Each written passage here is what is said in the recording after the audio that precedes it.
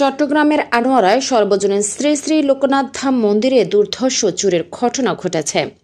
মঙ্গলবার গভীর রাতে উপজেলার চাত্রে ইউনিয়নের কৈনপুরা এলাকায় এ ঘটনা ঘটে। এ সময় মন্দিরের তালা ভেঙে ভিতরে প্রবেশ করে পূজার গড়, স্বর্ণালঙ্কার, সিসিটিভি সহ বিভিন্ন মূল্যবান জিনিসপত্র চুরি করে নিয়ে যায়। গত 2 বছর আগেও মন্দিরটিতে চুরির ঘটনা ঘটেছিল। এ নিয়ে মন্দিরটিতে চুরির ঘটনায় ক্ষোভ প্রকাশ করেছেন স্থানীয়রা। স্থানীয় বাসিন্দা নন্দন ঘোষ বলেন, সকালে জোনাদৈত্যের বাড়ির মহিলারা পূজা দিতে গিয়ে দেখে মন্দিরের তালা ভাঙা।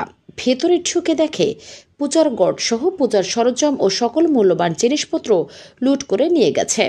এটি অত্যন্ত দুঃখজনক ও উদ্বেগজনক ঘটনা। এর আগেও মন্দিরটিতে চুরির ঘটনা ঘটেছিল। এই ন্যাক্কারজনক ঘটনার সঙ্গে জড়িতদের দ্রুত শনাক্ত করে আইনের আওতায় এনে দৃষ্টান্তমূলক শাস্তির দাবি জানাচ্ছে, যাতে ভবিষ্যতে কেউ এ ধরনের ধর্মীয় প্রতিষ্ঠানে হাত দেওয়ার সাহস না পায়। এ বিষয়ে আনোয়ারা থানার অফিসার ইনচার্জ মনির হোসেন বলেন, মন্দির চুরির বিষয়টি আমরা জেনেছি, বিষয়টি তদন্ত করে আইনগত ব্যবস্থা নেওয়া হবে।